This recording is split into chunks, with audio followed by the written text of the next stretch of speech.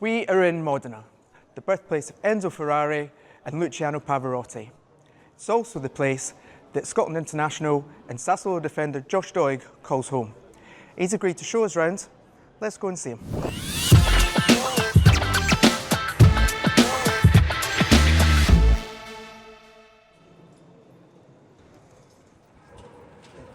So you're going to show us a little bit of your city. What bits are you going to show us today? There's a kind of main square here, which is kind of the barracks. This is where I do most of my eating. And then obviously you've got the big tower in the centre. And then the wee place, the wee park just outside the centre that I kind of, if I'm ever going out a walk, I want to go and get a wee coffee with the missus or that'll kind of be the place that I go. So much like history within the city as well that you kind of get to know as you go around.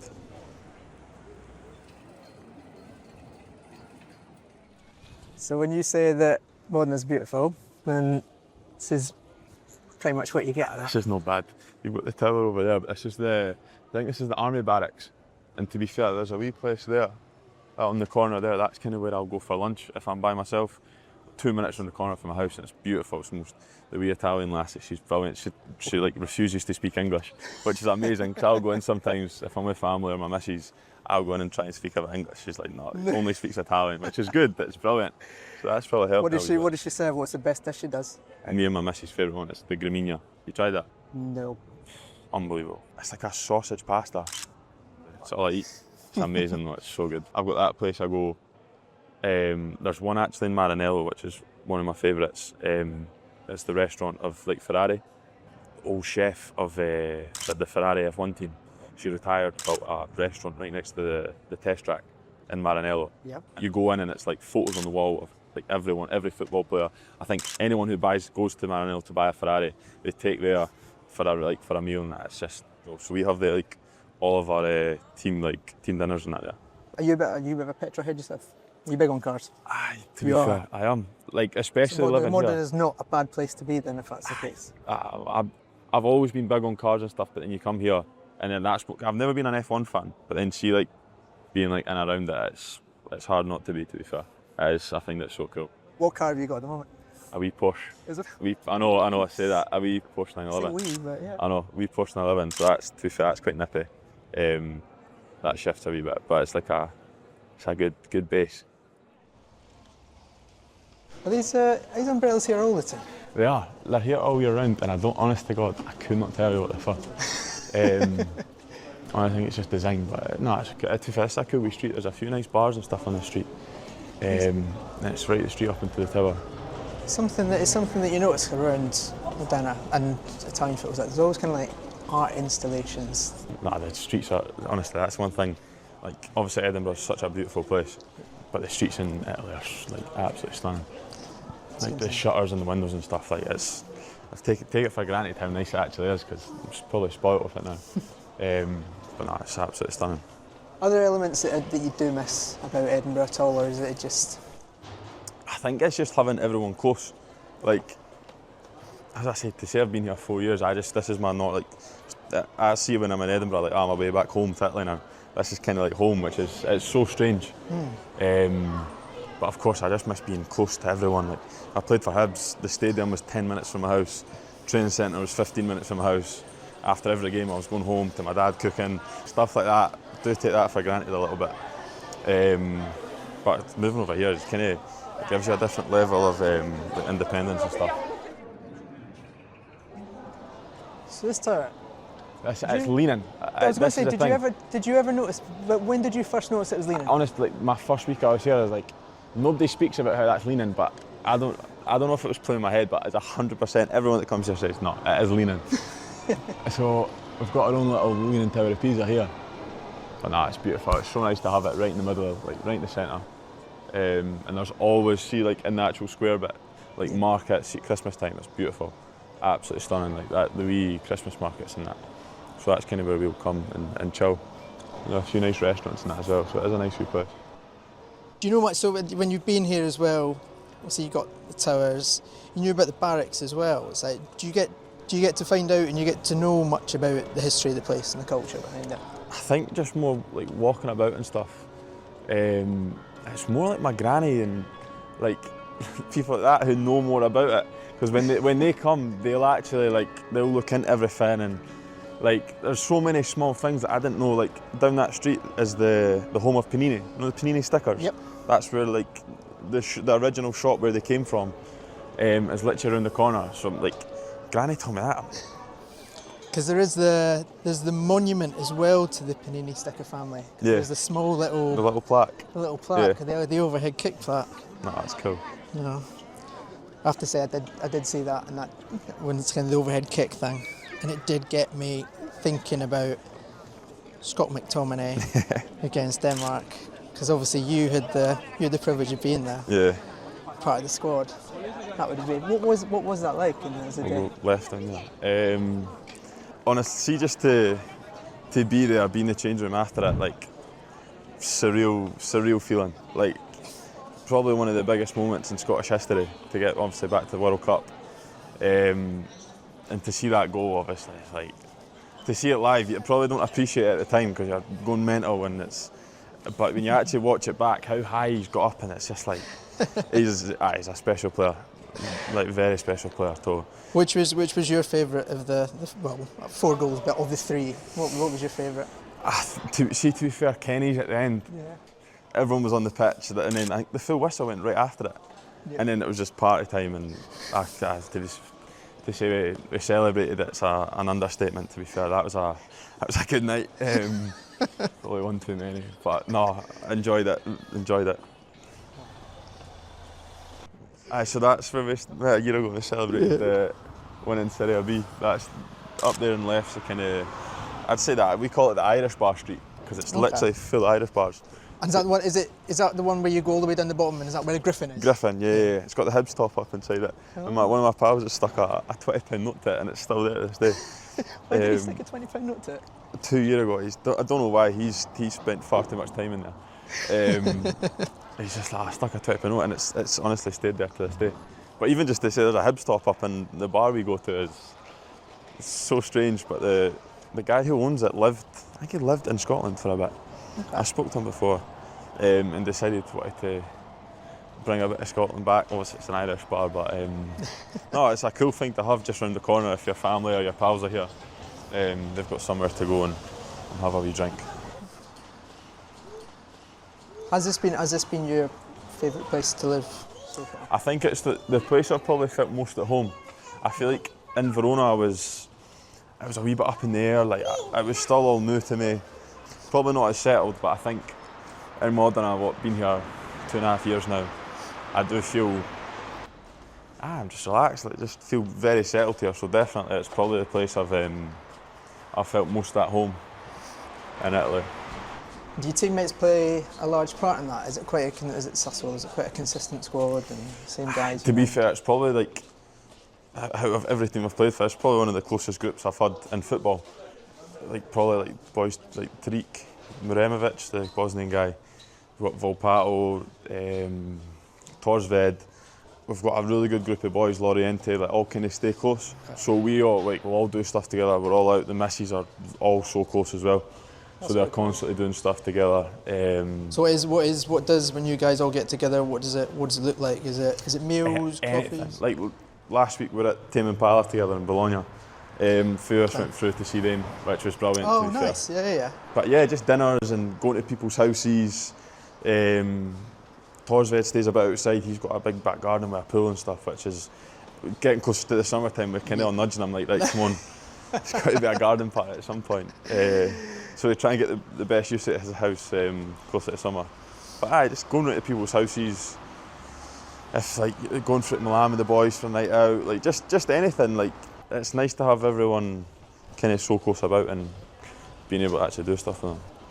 The only thing I kind of get up, I love golf. We've got the golf course here in Modena. Okay. So that's the only thing that I kind of consistently will do weekly. So is golf one of your biggest things when you've got downtime? Yeah, it was because in Verona. How often do you play? I'd say once a week at the moment. Obviously, it's starting to get a bit better weather as well, so that'll influence it. But the boy Torsved, he's massive on it. So when I first came here, he was like to me, "Did you play?" And it was amazing. Me, him, and the boy Toljan, who's now at Levante. we were playing in Serie A last season. Once we kind of know, like, we knew we won the league and stuff, we were playing like 3 times a week, days before games, and that. It was shocking. But no, we've started to play much more now. Such a good downtime for footballers, just to kind of, you've got 4 hours, you only think about golf, chat with your mates. Here at Modena's, the golf course is beautiful, and the guy who owns it's such a nice guy. He's a big Sassuolo fan as well, so no, he's brilliant. So we kind of get the special treatment. So this is the part. So this is if like I'm with my missus and she's wanting to go out a walk and that, we'll kind of come round here. Okay. Like that's just really chilled. There's a wee pond and that over there with fishes and turtles in it, and that's cool. Okay. There's a wee cafe there that to be fair, I've only started coming to that like the last 6 or 7 months. How did you find it? Was it just literally, my missus came to like sunbathe when it was still warm last season. Like she would come round and just chill, sunbathe, and she found out about it. So then, kind of started to go to it ever since, because it is nice. It's such a nice wee location, and it, obviously being in the city, you've not got a lot of greenery, like, so it's nice to actually come here and just have a bit of grass to even just sit on. Honestly. What's your order of choice? It's normally, I've been trying to cut out the coffee, but it is normally just a macchiato. Because as you know, you're not allowed a cappuccino after 12, so cappuccino would normally be my order, but I'm terrified now with the judgment. The looks you get. Yeah, macchiato as well. I mean, I'll probably just join you, Sam. Ciao, te avere 2 macchiati? Grazie. Speaking Italian on camera, I've got the fear. Well, no, exactly. I get all shaky, I hate it, honestly. So why are you trying to cut down on that coffee? Is that? Just to sleep. I feel like, because I started to have like 3-4 coffees a day, and I noticed myself like sitting up at 2 AM, like, why can I not sleep here? And I realised like maybe it's a caffeine intake. Like, I never was big on coffee growing up, but then once I got here, everyone was having coffee after dinner and stuff, so I was like, right, I love the culture, so I need to fit in a little bit here, so started doing that. That's it. Got dragged along with it? Take that outside. Yeah. There you go. Cheers.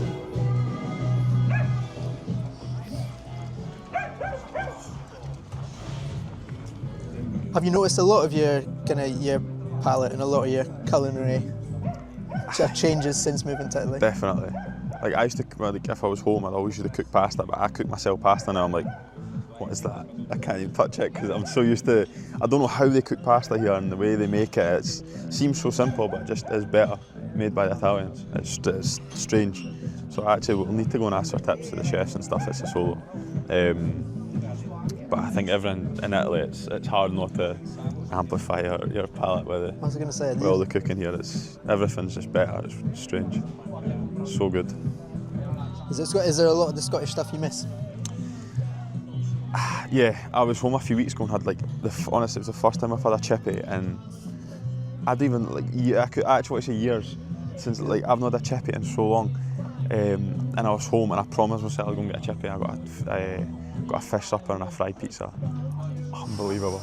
That's, to be fair, after a game, at Hibs after a game, it was always Domino's, which is still pizza, but it's not even real pizza. You know what I mean? Pizza crunch. And it was that was rubbish food.